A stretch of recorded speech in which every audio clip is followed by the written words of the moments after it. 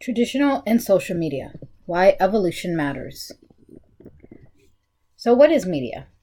I want you guys to really think about the traditional versus social media and what differences, if any, do you see between traditional media and social media or social networking?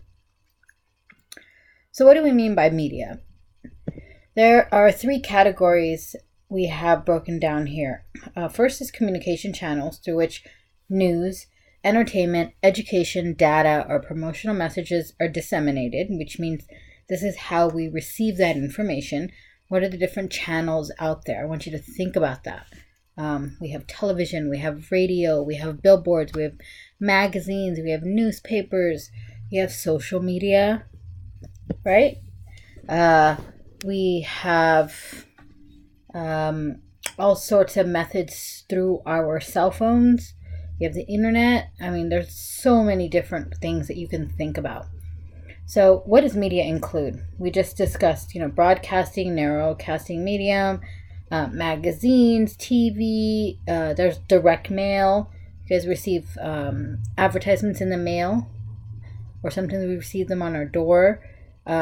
Telephone, fax machine, they, believe it or not, these do exist in some places still. And data storage, it's divided into three different categories. You have one method called magnetic, such as diskettes, discs, tapes, sort of the old way of how we used to do things back in the 80s, 70s, even the 90s. Optical, such as microfiche. If you've ever seen when you guys take pictures, when we used to take pictures with film, the tiny little images that we would see on I can't remember, I guess they are called microfiche. Those little items, the images were really small on those little black or brown little printouts that were probably maybe like an inch by an inch. And then we've got the magneto-optical, such as CDs and DVDs. So let's look at what traditional media is. I want you to remember that traditional media is what we call the about me approach. The industries with a negative rate growth include newspapers, print, wired communication systems. These are areas that are really not getting the kind of growth that they'd want to get. And it's probably because it's the about me approach. We're living in a time when people really want authentic content, and we're living really with looking at social media a lot. But the about me approach, meaning this is a one-to-many paradigm. You've got the organizations who are providing you the information either through the television or newspapers or magazines, and you've got the large industries or the corporations who are cleaning up and deciding what we are seeing.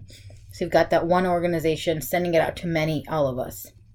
That's how the information is transmitted. Excuse me, they say through print, radio, signage. It's a one-way communication system that does not create or enable engagement. So it's not really out there for word-of-mouth engagement. Hey, did you hear this? We might talk about that. Did you hear that on the news? Or I saw this on the news. But it's not meant to be there for you to go and talk to other people about this like social media is. But remember, traditional media is a one-to-many paradigm. Because when you do take your quizzes in this course, you will be required to remember some of this stuff. Social media. Social media is more of the about you, the user approach. It's a two-way communication system. You look for recommendations from your friends in the form of reshares, recommended posts, which decommercializes the brand message. So we're more likely to try something when we see another person has endorsed it rather than, some big organization. And if you look at Rotten Tomatoes or you're looking at Yelp, we don't even know these individuals. And these are just regular users and people who go to the restaurants and watch movies that we're seeing what they've said. And we're really taking what they've said heart to heart. And I want you to really think about this because this is something that has been around for a long time. It's just in a different form. Brand messages no longer carry the shine of the brand, but they reflect the endorsement of your friend. So we are always, 90% or 90 something. I will be showing you a video in a little bit, but 90 something percent of people are more interested in looking at endorsement of others and going off of those than what a big organization might say about something. So we're more likely again to go to a restaurant or see a movie or try a recipe, purchase a pair of clothes online, buy something on Amazon.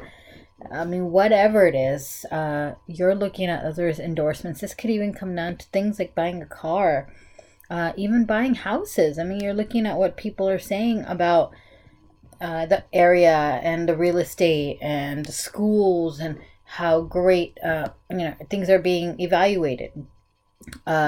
Uber drivers, we've talked about that already, or Lyft drivers. So if you don't believe that the whole recommendations from friends in the form of is really carries a strong endorsement, the endorsement of another person is really important. Let's go ahead and look at something that was probably very prominent for many of us if you were around in the 90s and can remember this. Not born, but maybe at least 6 years older. So we would go to the not the grocery store, the Blockbusters or the movie stores. And I always remember this as a kid. We'd go in there and we'd be like, okay, I want to watch a romantic comedy, or I want to see a thriller, or I want to see an action film, or, some sort of category you're interested in. And you're standing there in the store. You're trying to decide what to rent. Yes, I know some of you really remember this. And you're thinking, gosh, I don't know what to get. Should I get this one or that one? And then somebody walks by and says, hey, I just rented that 2 days ago. That was an awesome movie. You should totally see that. What is it that you do? We do what? Most of the time, what we would do is we would grab that movie and we would rent that because here's a total stranger who just came up to us and said that was a great movie. Especially if this is somebody you feel you can identify with. So how did you choose a movie that you were going to rent? That's how we would do it. We would look for recommendations from our friends, maybe. Maybe we had friends tell us, you should go see this movie, and we'd go to the store and get that. We'd look to see that Siskel and Ebert, or I think that's what their names. They used to do a lot of reviews on TV and let us know what we should see and what we should not see. So I want you to just think about how word of mouth advertising is something that's been there for quite some time. And because of social media, it's really begun to be very prominent in our world that we live in today. So the evolving power of endorsement. Now let's look at traditional versus social media. You've got the old products. We're broken down by products, politics, and people and information. So products. You had commercials, magazine spreads, and social media. We're looking at things like Snapchat, YouTube, Twitter, Yelp, Facebook. Snapchat is kind of dying. Instagram. We should probably add those in there. Politics. Newspapers, TV coverage, ads. They used to go door to door back in the day. Now everything's, Facebook, emails, blogs. You're getting text messages on your phone if you endorse a specific candidate and you sign up for their website. Or Flipboard, Reddit. I mean, these are all places where you're hearing about this information. People and information. If you're old enough to remember, you would love to go to the person's house if they had the entire Encyclopedia Britannica from A to Z, so you could do research for a certain project when you were in school. Or there were interviews or movies. And now we're getting that through social media again. Facebook, LinkedIn, infographics, which we'll be talking about later in this class. Wikipedia, Google, Yelp. So endorsement of products or people have been there for a very long time. It's just that the method and channel that we're getting these endorsements have changed.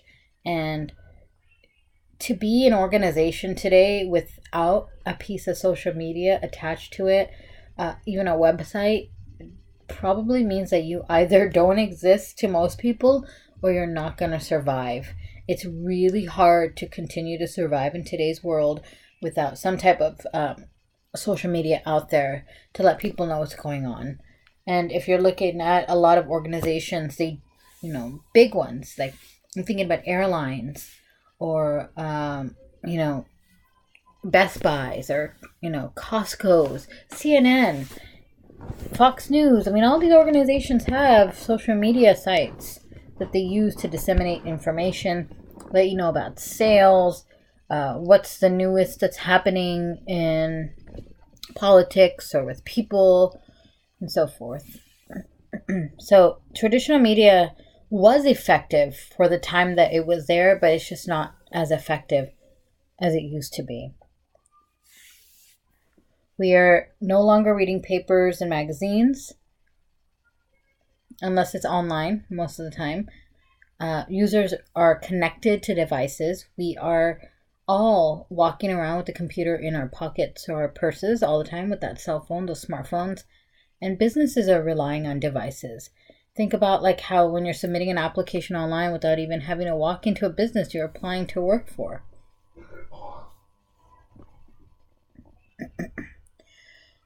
All right, so media approaches.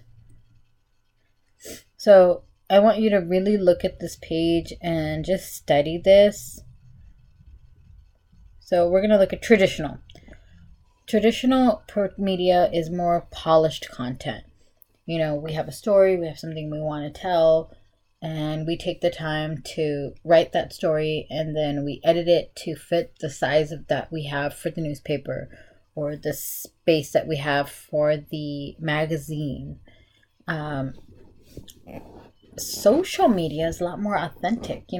People are posting, they're thinking about something in that moment and they're posting it online, or you're at an event and you're posting it online. I mean, a lot of things that we're hearing are happening right away when it's occurring. And with traditional media, it's a lot more polished, prescripted, very targeted. There's no room for real change. With authentic content, it's more like the real experience at any given time, not a pre-selected time.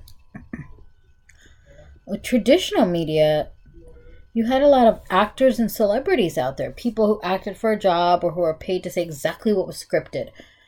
Saying that they endorse this product, or they like going to this restaurant, or hey, milk is good, or they've been paid to endorse a specific perfume or clothing or shoe or whatever it is. With social media, it's more like users, influences. All of us, we are the influencers with no script, but this is our real life experience. So again, looking back at Yelp or Airbnb or Uber or Lyft or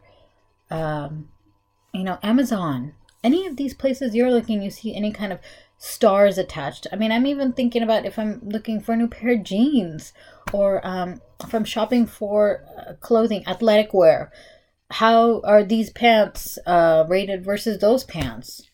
You might see images of people who are just regular users, but these aren't actors and celebrities, put images of themselves in the clothing to show you how it really fits, and just allows you to really feel whether or not this is the right thing for you to purchase, because they're real people.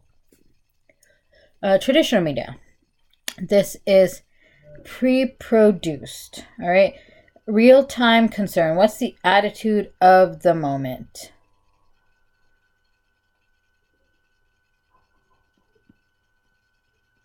I'm so sorry. Pre-produce. Let me back up. I was reading the wrong notes, so excuse me. So traditional media is pre-produced. It's already prepared. The direction is set. With social media, this is real-time creation, real-time concern. So what's happening? What's the attitude in the moment? Let's come back and look at, I'm thinking about the Las Vegas shootings recently. In that moment, people are responding. I mean, we're looking at politics have completely changed our country right now. Let's even go further back when we start talking about health and organic food and non-GMO and gluten-free and dairy-free and, paleo and vegan. I mean, you start having all sorts of things that are happening at that time in society. And that's what people are talking about. With traditional media, the pre-production, which is usually 3 months, 6 months, It could be overnight if it's a news report, are things that are still taking time to create. So it may not be happening right in that moment. So let's go back to traditional media. It's passive involvement. So besides absorbing the prepackaged message, you don't have to do much. We're not doing anything but reading, watching, listening as the consumer. But with social media, you have active involvement. The message is created by the user, and by the users, it's not just absorbed. We are creating it, we're processing it, we're reading it, we're thinking about it. We are sometimes dissecting it, going deeper, researching more information about that specific topic. It's a paid platform of traditional media. People are paying to get to dictate who has access to the message. We used to pay for cable networks, or you're paying for the magazine, or if you're getting Sirius Radio, you're paying for that. You're paying for advertisements to occur on billboards, or companies are paying for you to see what they post up there. With social media, it's a free platform for most part. Anybody can contribute, not just the owners, not just the people who own social media, but any one of us can get on and just start creating something, right? Talk about something.